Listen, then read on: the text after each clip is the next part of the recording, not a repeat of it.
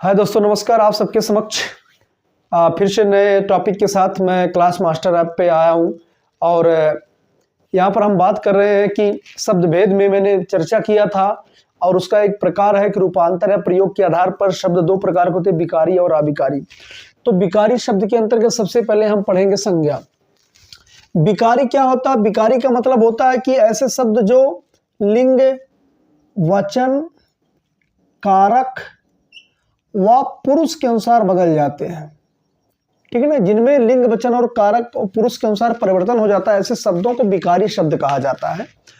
और उसी क्रम में संज्ञा पहला विकारी शब्द है, सर्वनाम दूसरा, क्रिया तीसरा और विशेषण चौथा। चार विकारी शब्द हैं। तो आज हम बात करें संज्ञा का। जैसा कि आप जानते हैं कि संज्ञा का मतलब शाब्दिक अर्थ होता है कि नाम।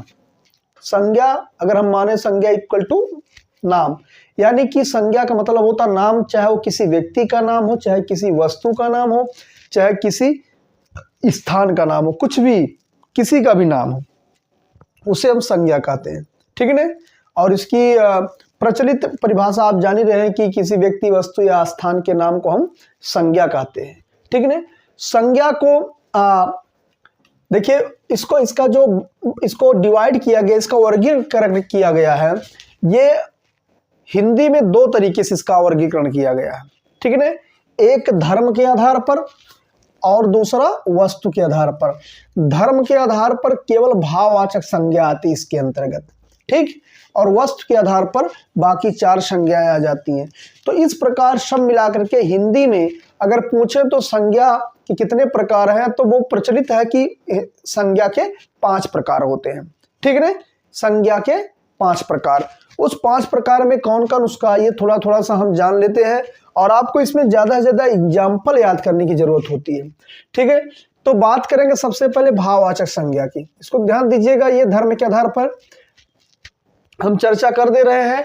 क्रम से पढ़ेंगे, जैसे व्यक्तिवाचक, फिर जातिवाचक, इसके बाद समूहवाचक, ठीक है ना, इसके बाद द्रव्यवाचक, भाववाचक। तो हम बात करेंगे सबसे पहले व्यक्तिवाचक, ध्यान दीजिएगा, या भाववाचक ही देख लेते हैं। भाववाचक का मतलब होता है कि इससे क्या होता है कि किसी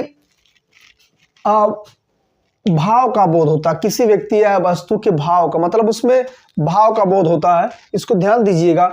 और इसकी विशेष बात ये रखिएगा कि ये इनके कभी बहुवचन नहीं होते हैं। ठीक है ना, बहुवचन नहीं होते हैं, बहुवचन नहीं होता है। भाववाचक संज्ञाओं का कोई बहुवचन नहीं होता है। ठीक है। इसका भी बहुवचन नहीं होता है और द्रव्यवाचक संज्ञा का भी बहुवचन नहीं होता है। तो ये दोनों इंपॉर्टेंट चीज, इसको ध्यान दीजिएगा। दोनों का बहुवचन नहीं होता है, ना तो द्रव्यवाचक का, ना तो भाववाचक का।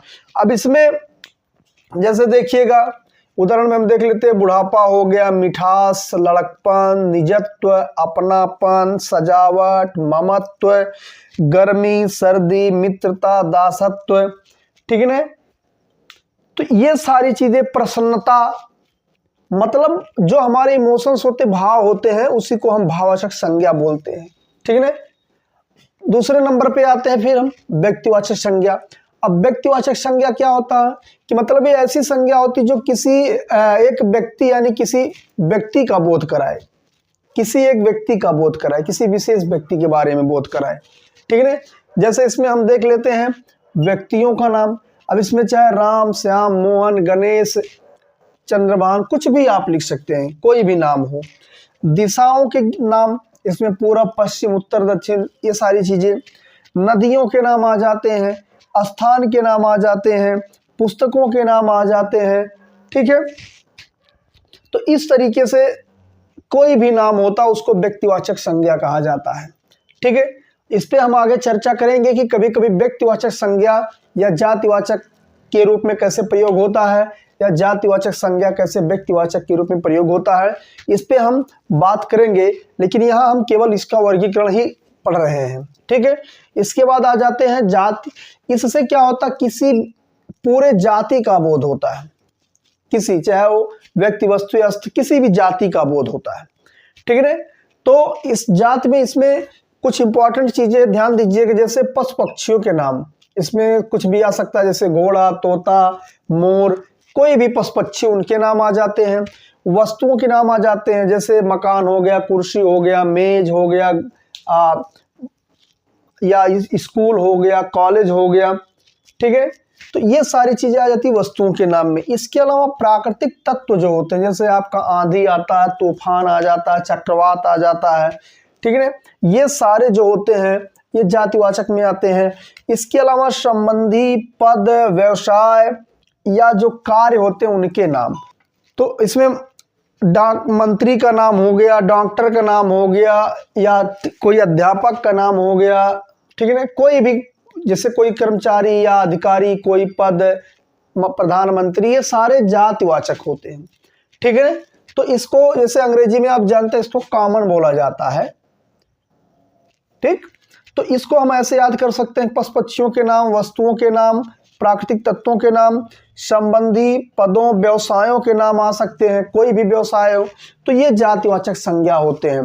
इसके बाद आते हैं हम लोग समूहवाचक। समूह में किसी विशेष यानी कि एक समूह का बोध होता है, ठीक है ना, किसी भी एक समूह का। जैसे इसमें देख लीजिएगा, सभा हो गया, दल हो गया, सेना, गिरोह, गुच्छा आपका आ गया, मंडल हो गया, पुंज, प्रकाश का पुंज, कुंज हो गया, घौंद हो गया, ठीक है ना। ये सारे जो एक समूह का बोध कराते हैं, ठीक। जैसे हम जनता भी ले सकते हैं, जनता या लोग। लोग शब्द भी एक झुंड को प्रदर्शित करता, व्यक्त करता है। तो ये सारी चीजें समूहवाचक संज्ञा के अंतर्गत आती हैं।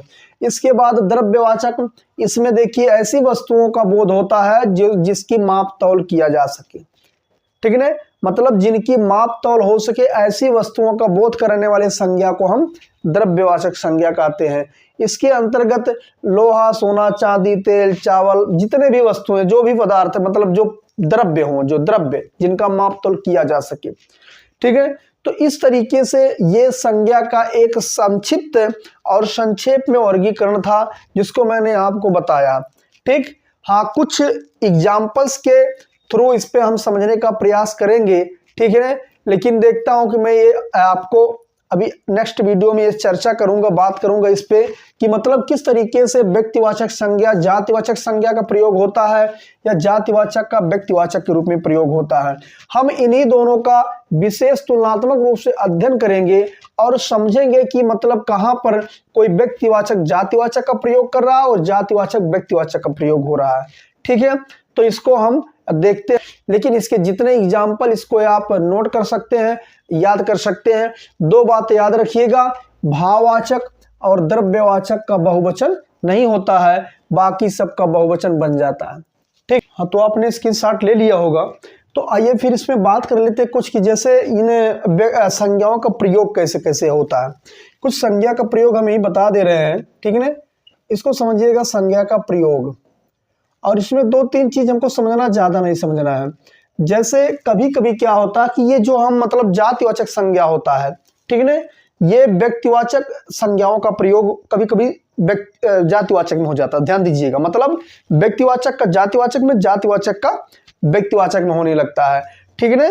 तो इसमें हम बात करते हैं, जैसे ध्यान दीजिएगा, जैसे अभी हम लिखे कुछ एक शब्द, ध्यान दीजिएगा, जैसे पुरी। तो पुरी एक जाति है, जातिवाचक संज्ञा पुरी, क्योंकि पुरी का मतलब किसी को पुरी कहा जा सकता है। लेकिन अगर पुरी नाम लिया जाता तो इसका विशेष जो नाम जाता है, ये जगन्नाथपुरी को ही माना जाता है। कि अगर किसी ने कह दिया पुरी, तो जैसे पुरी में द्वारकापुरी भी आ सकता है, ठीक है ना। लेकिन पुरी से अक्सर विशेष करके जगन्नाथपुरी या द्वारिकापुरी नाम ही आ सकता है, क्योंकि ये विशेष, अब ये जातिवाचक पुरी शब्द है, लेकिन ये जगन्नाथपुरी में ये व्यक्तिवाचक बन गया। इसको ध्यान दीजिएगा थोड़ा सा। और ये इसका आसान रास्ता मैं बता दे रहा हूं कि इसको समझने के लिए आप जो है किसी भी शब्द का ज्यादा प्रयोग कर सकते हैं, ठीक है ना। जैसे अभी हम कह दें एक शब्द, देखिए जातिवाचक शब्द में आ जाता देवी। अब देवी में बहुत, ये जातिवाचक शब्द है क्योंकि भाई देवी बहुत देवियां हैं, लेकिन इसके देवी शब्द कहने से अक्सर करके सब दिमाग में आता है कि दुर्गा देवी। ये यहां पर क्या हो गई, व्यक्तिवाचक हो गई। समझ आ रहा है। तो इस तरीके से आप जब इसका प्रयोग करेंगे, कुछ ऐसे नाम हैं, कुछ ऐसे नाम है जिनको सुन करके लग जाएगा नहीं नहीं यार उसी विशेष व्यक्ति की बात हो रही है। समझ आया? तो ये एक प्रकार से जातिवाचक संज्ञा का प्रयोग जो होगा व्यक्तिवाचक हो गया। इसी प्रकार से जैसे हम कुछ व्यक्तिवाचक एग्जाम्पल ले लेते हैं कि मतलब व्यक्तिवाचक से व्यक्ति से जातिवाचक में कैसे आप बदलते हैं। ठीक है ना? जैसे एक शब्द हो गया भीम। ठीक, भीम एक व्यक्ति है, व्यक्तिवाचक संज्ञा भीम क्योंकि नाम है। लेकिन हम कह सकते हैं कि अरे यार वो तो समझिएगा कि आज का भीम है। ठीक है? जैसे मैं कह दूं रमेश आज का भीम है। अब यहां भीम जो हो जातिवाचक के रूप में प्रयोग हो रहा, ध्यान दीजिएगा। अरे भाई जैसे हम कह सकते कोई किसी के जैसा बल किसके अंदर आ जाए तो हम उसकी तुलना उनसे करना शुरू कर देते हैं, तो है तो ये व्यक्तिवाचक। लेकिन इसका प्रयोग कहां हो रहा? रमेश आज का भीम है, इसका मतलब है कि मतलब ये बहुत बहादुर बहुत बलवान व्यक्ति है, इसलिए इसको हम कह सकते हैं कि ये व्यक्तिवाचक प्रयोग हो गया, ये जातिवाचक में प्रयोग हो रहा है। कोई भी आप जैसे हनुमान या जैसे हम किसी जैसे बृहस्पति, अब हमने बृहस्पति, ध्यान दीजिएगा ये मैं आपको बता रहा हूं बृहस्पति क्या है, ये नाम व्यक्तिवाचक संज्ञा है। लेकिन अगर हम कह दें कोई व्यक्ति बहुत बुद्धिमान हो बहुत तेज तर्रार दिमाग का, उसको कह सकते हैं कि यार ये तो बृहस्पति है, ये तो यार इस क्लास का बृहस्पति है या इस कक्षा का बृहस्पति है, इस गांव का बृहस्पति है। इसका मतलब क्या हुआ कि अब वो जातिवाचक के रूप में प्रयोग होने लगा है। तो मुझे उम्मीद समझ पा रहे होंगे कि मतलब विशेष परिस्थिति में ऐसा होता है कि जातिवाचक का व्यक्तिवाचक में और व्यक्तिवाचक का जातिवाचक में। हाँ, कभी कभी जैसे भाववाचक संज्ञा कुछ ऐसे शब्द आते हैं, ठीक है ना, भाववाचक संज्ञा का प्रयोग भी जातिवाचक में हो जाता है।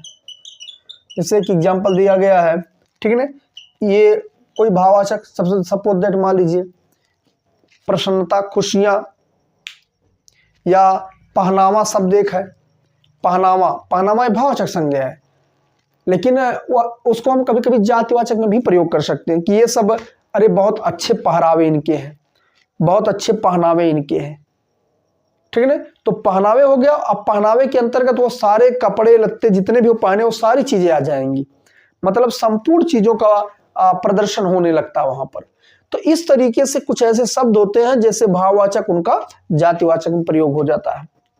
तो तीन बात याद रखिएगा कि विशेष परिस्थिति में जातिवाचक शब्द का व्यक्तिवाचक में, व्यक्तिवाचक का जातिवाचक में और भाववाचक का जातिवाचक में परिवर्तन हो जाता है। ठीक है ना, ये तो इनका प्रयोग मैं बता रहा हूं, कुछ विशेष परिस्थिति में होता है और हर समय ऐसा नहीं होता है। जब उसको उस वाक्य को आप कई बार पढ़ेंगे तो आपको जरूर फील हो जाएगा कि नहीं नहीं यार, ये जैसे अभी हम कह सकते हैं कि अरे यार मोहन तो आज का कृष्ण है। अब मोहन तो व्यक्तिवाचक है लेकिन कृष्ण शब्द भी व्यक्तिवाचक है, लेकिन कृष्ण यहां पर जो प्रयोग हुआ है, मोहन आज का कृष्ण, जैसे मैंने यहां लिखाया था रमेश आज का भीम है, इस वाक्य में आप पढ़ेंगे तो यहां अंडरलाइन में पूछ सकता कि भीम कैसा, कौन सी संज्ञा है, तो यहां भीम जो होगा है तो व्यक्तिवाचक, लेकिन इसका प्रयोग किया गया है जातिवाचक के रूप में। हम कह सकते हैं कि अरे यार ये तो पूरा महाविद्वान है, बहुत बुद्धिमान बृहस्पति है, या बहुत बलशाली हनुमान है। तो ये सब क्या हो रहे हैं, ये व्यक्ति जातिवाचक में प्रयोग हो रहे हैं, जबकि है ये व्यक्तिवाचक। थोड़ा सा और बात कर लेता हूं मैं इस पे। इसमें देखिएगा जो संज्ञा में परिवर्तन होता है कैसे होता है, जिसे लिंग वचन कारक के अनुसार परिवर्तन होता है, वचन के अनुसार होता है। ठीक है ना, जैसे अभी लिंग परिवर्तन देखते हैं हम, तो लिंग परिवर्तन में हम क्या देख सकते हैं, ये आसान है। जैसे मैंने लिख दिया लड़का, ये हो गया लड़की, संज्ञा के लिंग परिवर्तन हो गया। ठीक है ना, बच्चा, बच्ची, तो मतलब ये पुल्लिंग का स्त्रीलिंग बन गया, तो ये लिंग परिवर्तन हो गया। इसी प्रकार से वचन का परिवर्तन जैसे आ जाता है, वचन में परिवर्तन, वचन में जैसे लड़का एक हो गया, और इसी को हम लिख सकते हैं कि लड़के, वचन परिवर्तन। तो इसमें जैसे मैंने लिख दिया क्या, लड़का, ये एक का बोध कराता है। इसी को लिख सकते हैं हम लड़के। अब जब मैंने लड़के लिख दिया तो ये जो लड़के लिख दिया ये बोध कराता है वचन का, बहुत से लड़कों का बोध कराता है। समझ आया? तो ये बहुत आसान है, इसका परिवर्तन जो है, लिंग परिवर्तन, वचन परिवर्तन, ठीक है ना। इसके अलावा जो है कि आपका कारक में भी परिवर्तन होता है, कारक में संबंध परिवर्तन होता है, ठीक है ना। कारक आप इस पे मैं चर्चा करूँगा, बात करूंगा कि कारक में परिवर्तन कैसे हो जाता है। जैसे मेरा, मैं मेरा हो गया, तुम तुम्हारा हो गया, ठीक है ना, मैं मैंने हो गया, ये सारा परिवर्तन इसमें हो जाता है। तो इसमें परिवर्तन जो होता है लिंग वचन कारक के अनुसार होता है, इसको याद रखिएगा, ठीक है। तो इतनी संज्ञा की विशेष जानकारी थी, और इसको आपको बहुत सारी चीज़ पीडीएफ में मिल जाएगी। यहाँ से कुछ चीज़ें बेहतर आपका एग्जाम्पल और भी वहाँ पर मिलेंगे, तो इसको आप एक बार समझ लीजिए और एक कई बार देख लीजिएगा। खास करके इन चीज़ों पर जरूर ध्यान दीजिएगा। ये बहुत कठिन नहीं है, बस केवल आप माइंड सेट कर लीजिए, केवल प्रयोग इसका देखिएगा। जब कोई वाक्य आपके सामने आता है उसको कई बार पढ़िएगा, एक बार दो बार पढ़िएगा, 100% उसका आपको आंसर मिल जाएगा, केवल पढ़कर देखिएगा, ठीक है।